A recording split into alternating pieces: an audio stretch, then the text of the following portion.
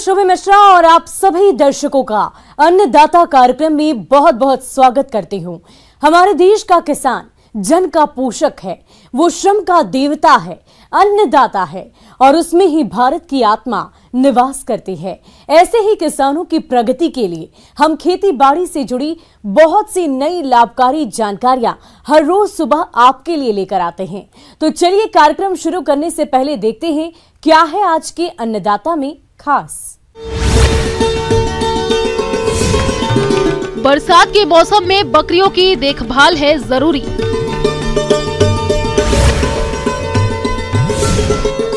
करेला की फसल लगाकर किसान हो सकते हैं मालामाल।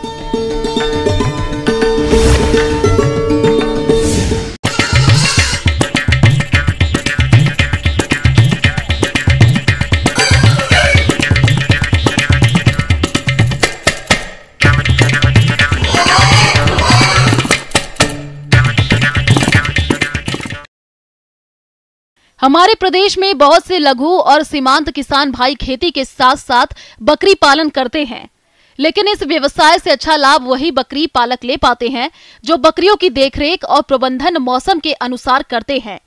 तो इस बरसात के मौसम में बकरियों की उचित देखभाल किस तरह से करें, इस बारे में उचित सुझाव दे रहे हैं कृषि विज्ञान केंद्र मुरैना के वरिष्ठ पशु वैज्ञानिक डॉक्टर पीपी सिंह।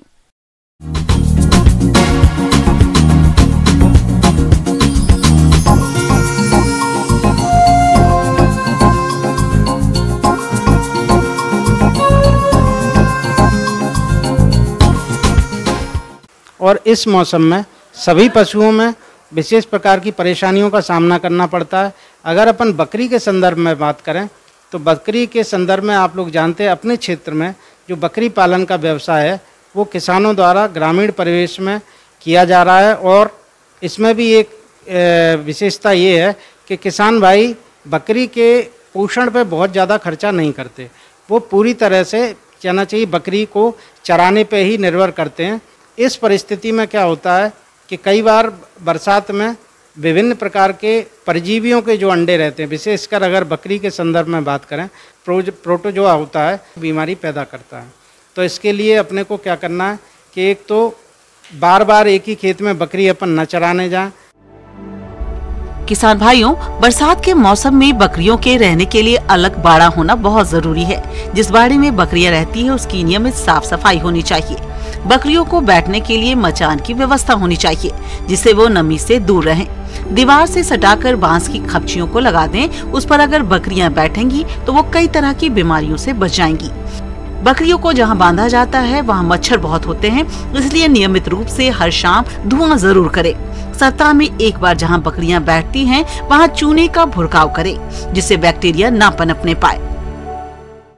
देखिए, आवास की अगर अपन बात करें तो बकरियों को सामान्यतः कोई विशेष आवास ग्रामीण परिस्थितियों में नहीं दिया जाता है, लेकिन जो भी आवास दिया जा रहा है बरसात के मौसम में अपने को ये ध्यान रखना है, साफ सफाई का विशेष रूप से ध्यान रखना है। यदि आवास को अपने को सूखा रखना, दूसरा कहीं से भी उसमें पानी की बौछार या पानी का लीकेज नहीं होना चाहिए। प्रतिदिन सुबह और शाम झाड़ू लगा के उसके जो शेड है उसकी प्रॉपर तरीके से सफाई करनी चाहिए।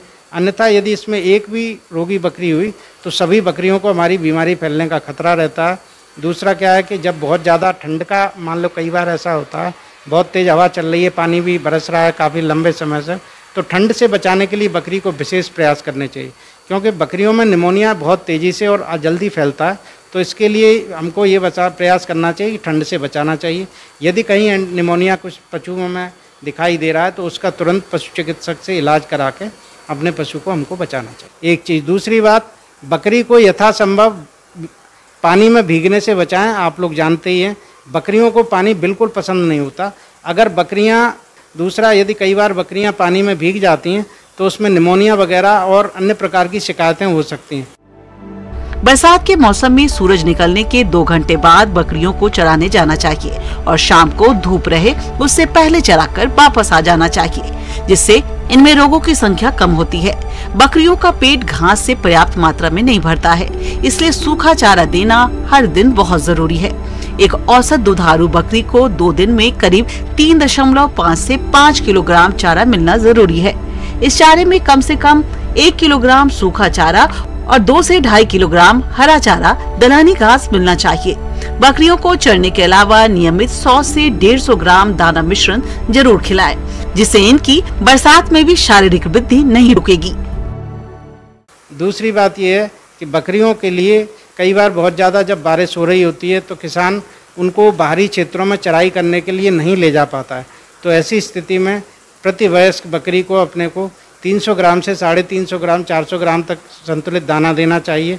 और इसके साथ में दलहनी फसलों का जो भूसा है, विशेषकर अरहर, चना, बरसीम, इन फसलों का जो भूसा है उसको अपने को बकरी को खिलाना चाहिए। इन फसलों के भूसे को बकरी बड़े चाव से खाती है। सूखा चारा उपलब्ध नहीं होगा तो वो गेहूं का भी भूसा खाएगी, लेकिन नेचुरल या प्राकृतिक तरीके से बकरी की जो लाइकिंग है वो लेग्यूमिनस क्रॉप्स के या दलहनी फसलों के भूसे के लिए रहती है।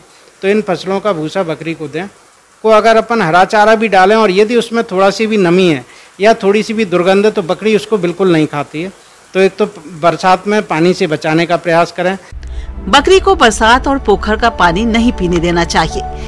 इनमें ऐसी आदत डाली जाए जिससे जब ये चरने जाएं तो पानी पी कर जाएं और जब वापस आएं तो घर पर पानी पिए। लेकिन ध्यान रहे कि इनको दिए जाने वाले पानी स्वच्छ और ताजा हो। इसके अलावा बकरियों को परजीवियों और बीमारियों से बचाने के उपायों को अपनाएं। दूसरी बात क्या है कि जब कभी हमें ऐसा लगता है कि बकरी के बाह्य शरीर पे एक्टोपैरासाइट या बाह्य परजीवी लग गए हैं तो बाह्य परजीवी को रोकने के लिए अपने को बाह्य परजीवी नाशी दवा रसायनों का प्रयोग करना चाहिए। कई प्रकार की दवाएं बाजार में उपलब्ध हैं। दवाई की लगभग 1 ml मात्रा 1 लीटर पानी में घोल के बकरी को अच्छे से नहलाना चाहिए या उसको प्रॉपर तरीके से कपड़े भिगो के पूरे शरीर को उसको पोंछना चाहिए और धूप में थोड़ी देर के लिए खड़ा रखना चाहिए, जिससे कि जो भी बाह्य परजीवी होंगे वो अपने आप से ही गिर जाएंगे। इंटरनल पैरासाइट्स भी बकरी में कई रहते हैं। आंतरिक परजीवी की रोकथाम के लिए जो पशुओं में दवाइयाँ आती हैं वो 2 प्रकार की दवाइयाँ सामान्यतः यूज़ की जाती हैं। सबसे पहले एल्बेंडाजोल होती है। एल्बेंडाजोल इस प्रकार की दवाई रहती है कि उसको अपने को खाली जानवर जो है या जो प्रेग्नेंट बकरियां नहीं हैं उनमें उपयोग करना है। और यदि हमारी बकरियां ग्यावन हैं तो उसके लिए फेनबेंडाजोल का यूज़ करना है। सामान्यतः दवाई की मात्रा 1 ग्राम प्रति 50 किलोग्राम वजन के हिसाब से रहती है, लेकिन बकरी में अपने को थोड़ी सी कम डोज ही यूज़ करनी चाहिए बड़े पशुओं की तुलना में। दूसरी बात यह है कि बकरियों में बरसात के प्रारंभ होते ही खुरपका मुहपका बीमारी होने के भी खूब महत्वपूर्ण चांसेज रहते हैं। तो इसके लिए अपने को क्या है, पहले से ही टीकाकरण के द्वारा अपने को बकरियों को खुरपका मुहपका रोग से बचाना है। टीकाकरण बरसात आने से 1-2 हफ्ते पहले अपन करा सकते हैं और उसके बाद में बकरी अपनी इस बीमारी से ग्रसित नहीं होगी। किसान भाइयों, अब लेते हैं एक छोटा सा ब्रेक।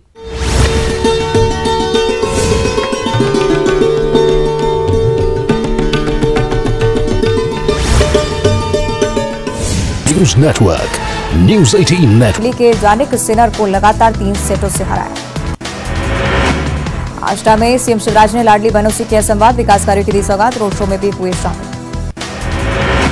चुनाव से पहले फुल एक्शन में आई बीजेपी, विकास पर्व का रोड मैप तैयार, कल बड़वानी से होगा आगाज। भोपाल में भूपेंद्र यादव, अश्विनी वैष्णव ने चुनाव की तैयारी पर किया मंथन। महासंग्राम से पहले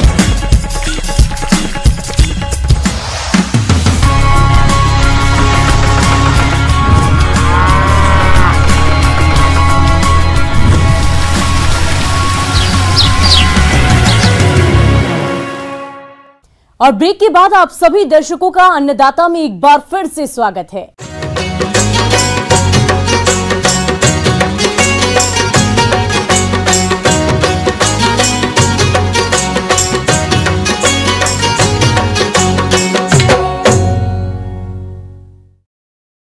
हमारे प्रदेश के अनेक किसान भाई सब्जियों की खेती करके अच्छा लाभ कमाते हैं। तो इसी लाभ को देखते हुए यदि आप भी खरीफ में करेला की खेती करना चाहते हैं तो इसके लिए उन्नतशील किस्मों का चयन कर वैज्ञानिक तकनीक से बुआई कैसे करें, इस बारे में जानकारी के लिए मिलते हैं कृषि विज्ञान केंद्र जिला शहडोल के वरिष्ठ कृषि वैज्ञानिक डॉक्टर मृगेंद्र सिंह से।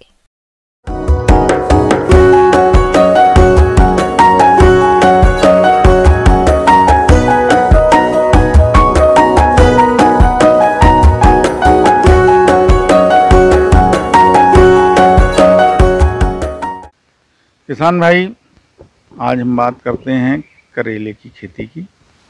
करेला चूँकि खरीफ में और जायद में होने वाली बहुत अच्छी फसल है और इसकी कीमत भी अच्छी मिलती है और काफ़ी पसंद किया जाता है, खासकर अपने चाहे उत्तर भारत हो चाहे दक्षिण भारत हो। तो खरीफ में करेले की खेती का ये बोने का सबसे उपयुक्त समय है। किसी भी फसल के बेहतर उत्पादन के लिए किसान को उस फसल से संबंधित बीज, जलवायु, पानी, उर्वरक आदि के बारे में उपयुक्त जानकारी होना आवश्यक होता है। भारत में अधिकांश किसान करेले की फसल का उत्पादन एक साल में 2 बार करते हैं। जायद वाली फसल के लिए बोए जाने वाली करेले की किस्मों को जनवरी-फरवरी में बुआई करते हैं और बरसात में करेले की किस्मों की बुआई जून और जुलाई में करते हैं, जिसकी उपज दिसंबर तक मिल जाती है। जैसा कि आप लोगों को सब्जियों की खेती के बारे में पता है कि सब्जियों की खेती के लिए ऐसी भूमि का चयन किया जाता है जहां जल भराव की स्थिति ना हो, और दूसरा साथ में हमें ये देखना है कि जीवांश युक्त बढ़िया दोमट मिट्टी हो। किसान भाई खेत की तैयारी कर चुके होंगे, अन्यथा अगर तैयारी कर रहे हैं तो इसकी अच्छे से जुताई करके और पाटा समतल ज़मीन कर देनी चाहिए, ढेले वगैरह तोड़ देने चाहिए। उर्वरक प्रबंधन में 200 से 250 quintal per hectare FYM, 200 kilo urea, उसकी आधी मात्रा बोते समय, और 300 किलोग्राम सुपर फास्फेट और 90 किलो म्यूरेट ऑफ पोटास डालना चाहिए। म्यूरेट ऑफ पोटास भी हम अगर चाहें तो 2 भागों में कर सकते हैं, एक अब लगाते समय थालों में लगा सकते हैं और आधी मात्रा उसकी वृद्धि काल में खास तौर से 1 महीने के बाद अगर डालें तो अच्छा रहेगा। यूरिया की बची हुई आधी मात्रा 30 दिन बाद, और जो 25% जो बचा हुआ है वो फूल आने के ठीक पहले हमको इसमें डालने की आवश्यकता होती है। जहाँ तक बात है तो करेले में बहुत तरह की किस्में हैं, जैसे आपका प्रिया है, कोयम्बटूर 1 है, आर का हरित है, पूसा विशेष है, पूसा 2 मौसमी है। तो ये किस्में हैं जो बढ़िया फलन देती हैं।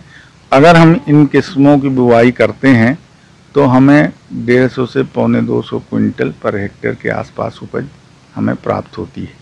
जैसा कि सामान्य रूप से कद्दू वर्गीय सब्जियों में सबसे कम बढ़ने वाला पौधा करेला ही है, तो इसमें हम उसी हिसाब से बीज की मात्रा रखते हैं, जो 6 से 7 किलोग्राम पर हेक्टेयर के हिसाब से इसमें बीज लगता है। बीज लगाने के पहले हम आपको जो बात कर रहे हैं कि बीजोपचार आवश्यक रूप से करें। प्रदेश में किसान फसलों का उत्पादन अपनी सहूलियत को देखते हुए करते हैं। कई किसान करेले के बीजों को सीधे खेत में बुआई कर देते हैं और कुछ किसान नर्सरी से पौध लाकर उनकी रुपाई करते हैं। हालांकि नर्सरी विधि अधिक लाभकारी और पौधों के लिए रोगमुक्त मानी जाती है। यदि आप खेत में सीधे बीज बोना चाहते हैं तो आपको सबसे पहले बीजों को लगभग 15 से 20 घंटे भिगो कर रखना चाहिए। इसके पश्चात बीजों की बुआई से लगभग 1 घंटे पहले थायरम दवा 3 ग्राम से प्रति किलोग्राम बीज की दर से उपचारित करके बुआई करना चाहिए। किसान भाई, अब बात करते हैं हम कि इसको लगाते समय कितनी दूरी रखनी चाहिए। दूरी हम 45 सेंटीमीटर बीज से बीज, पौधे से पौधे की दूरी, और रो टू रो की दूरी करीब 90 सेंटीमीटर के आसपास रखते हैं। एक थाले में 3 से 4 बीज बोएं और बाद में जब जर्मिनेशन हो तो सबसे स्वस्थ 2 पौधे रखकर बाकी के पौधे हम निकाल दें। बरसात में खास तौर से इसके लिए हमको इसके फैलने के लिए हमें सहारे की बनाने और ट्रेलिस बनाने की ज़रूरत होती है। या तो हम मंडप बना दें छोटे, या तो फिर हम जैसे ट्रेलिस बनाते हैं या कुछ उसमें गाड़ के उसको सहारा देने के लिए, क्योंकि अगर ज़मीन में बेल फैलेगी तो उसके जो फल हैं वो ज़मीन के संपर्क में आएंगे, नमी के संपर्क में आएंगे तो सड़ जाएंगे। इस चीज़ का किसान भाई विशेष रूप से ध्यान रखें। किसान भाई इस चीज़ का भी ध्यान रखें कि बरसात में घास फूस खरपतवार बहुत होते हैं, तो समय समय पर हमें इसकी निदाई गुड़ाई करते रहना चाहिए। फसल तैयार होने पर फलों की तुड़ाई फलों का रंग, उनका आकार आदि को ध्यान में रखकर की जाती है। वैसे तो फलों की तुड़ाई मुलायम एवं छोटी अवस्था में ही कर लेनी चाहिए। फलों को तोड़ते समय इस बात का ध्यान रखें कि फलों के साथ में डंठल की लंबाई 2 सेंटीमीटर तक रखनी चाहिए। इससे फल अधिक समय तक हरे बने रहते हैं। फलों की तुड़ाई सुबह के समय करनी चाहिए और तुड़ाई के बाद फलों को छाया वाले स्थान में रखना चाहिए। तो ये अगर छोटी छोटी चीजें आप ध्यान रखेंगे तो निश्चित रूप से आपको अच्छी पैदावार प्राप्त हो। आगे और भी है खेती बाड़ी से जुड़ी बहुत सी रोचक जानकारियां। कहीं नहीं जाइएगा, रुकेंगे एक छोटे से ब्रेक के लिए।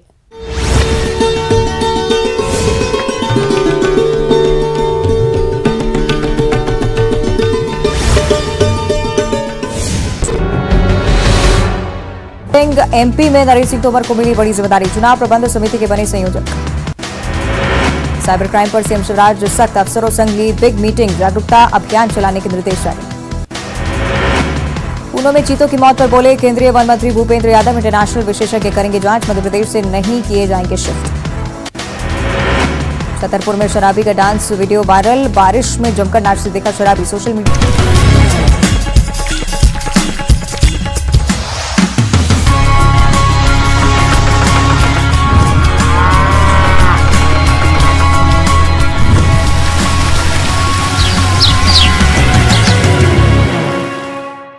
ब्रेक के बाद एक बार फिर से आप सभी दर्शकों का अन्नदाता कार्यक्रम में स्वागत है।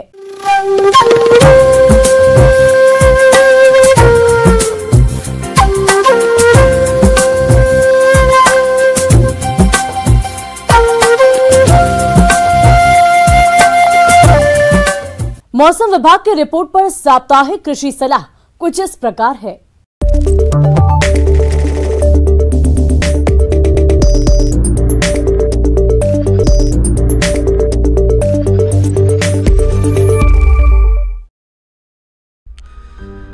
ग्रामीण कृषि मौसम सेवा, भारत मौसम विज्ञान विभाग, राजमाता विजय राजे सिंधिया कृषि विश्वविद्यालय ग्वालियर से प्राप्त मौसम पूर्वानुमान रिपोर्ट के आधार पर किसान भाइयों को सलाह दी जाती है कि संभावित मौसम पूर्वानुमान में आगामी दिनों में घने बादल रहने और वर्षा होने का अनुमान है।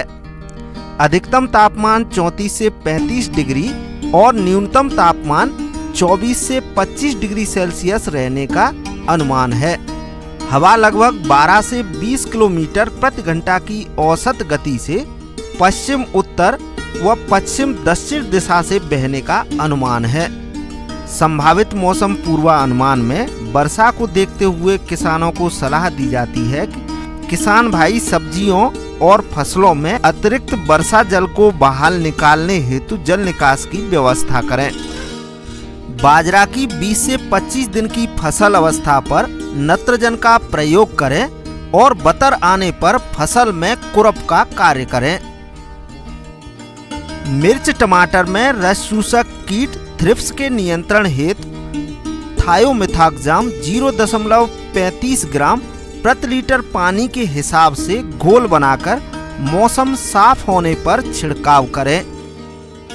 धान की फसल की रोपाई के 20 से 25 दिन बाद खरपतवार नियंत्रण हेतु बिस्पायरी बैक सोडियम 250 ग्राम दवा 500 से 600 लीटर पानी में घोल बनाकर छिड़काव करें।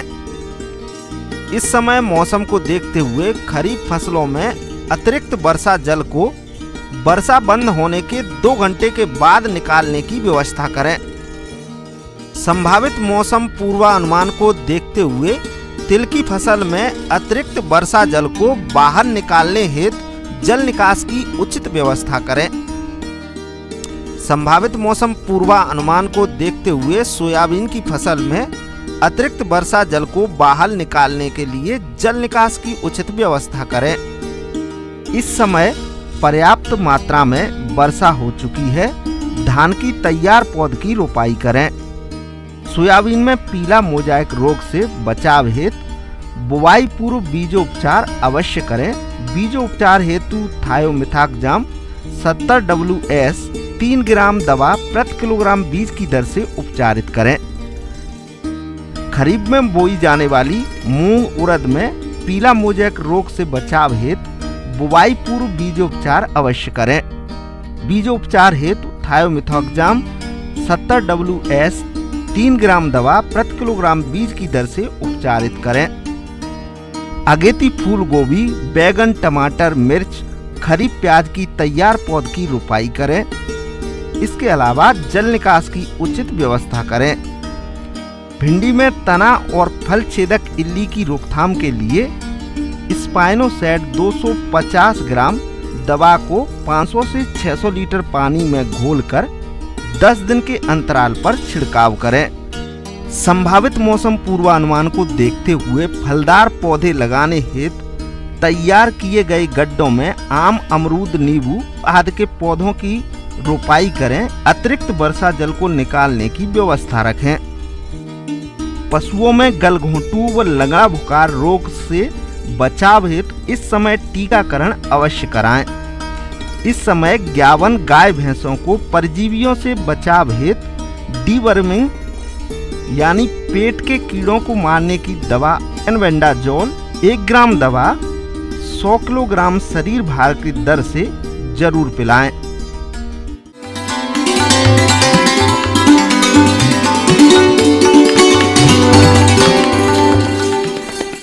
आइए जानते हैं अन्नदाता निःशुल्क फोन के माध्यम से पूछे गए समस्याओं का समाधान।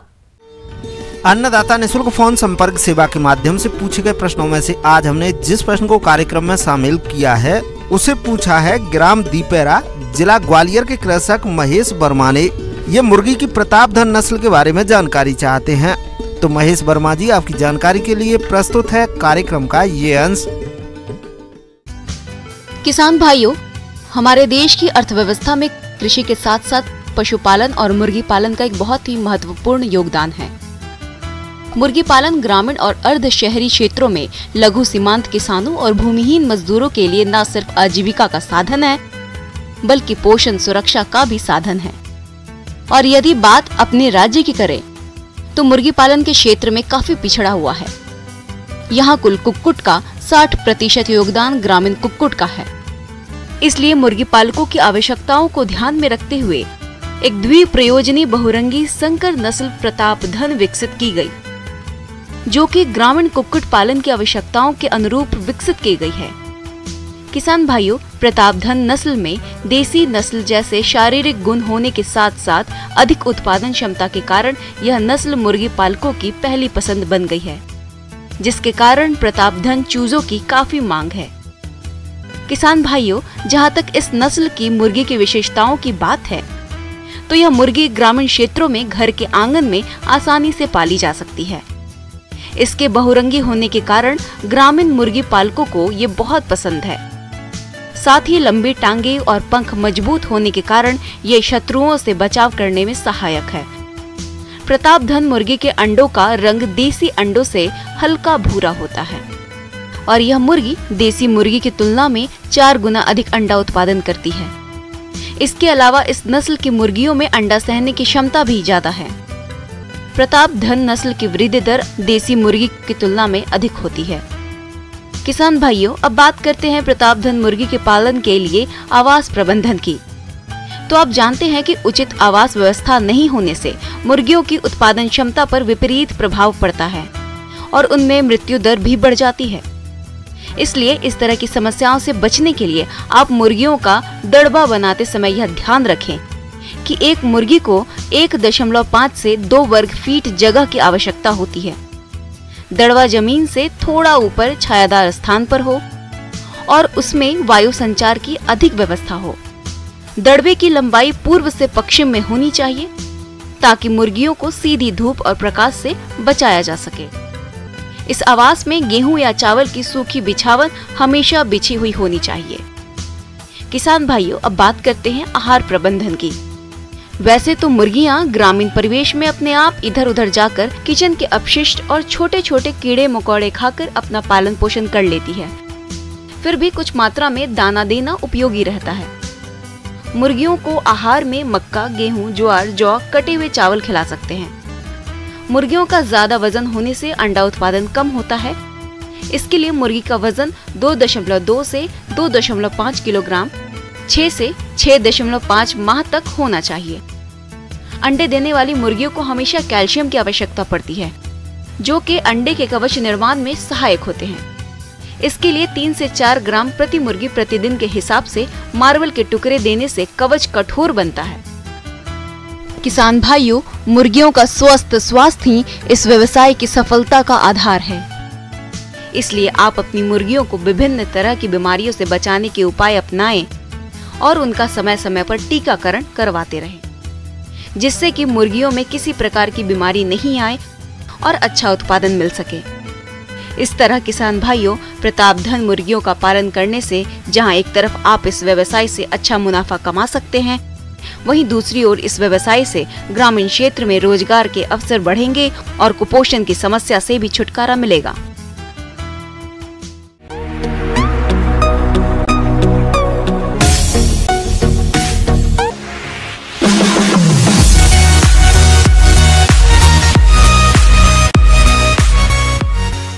और एक नजर डालते हैं राज्य की कुछ मंडियों के प्रमुख फसलों के बाजार भाव पर।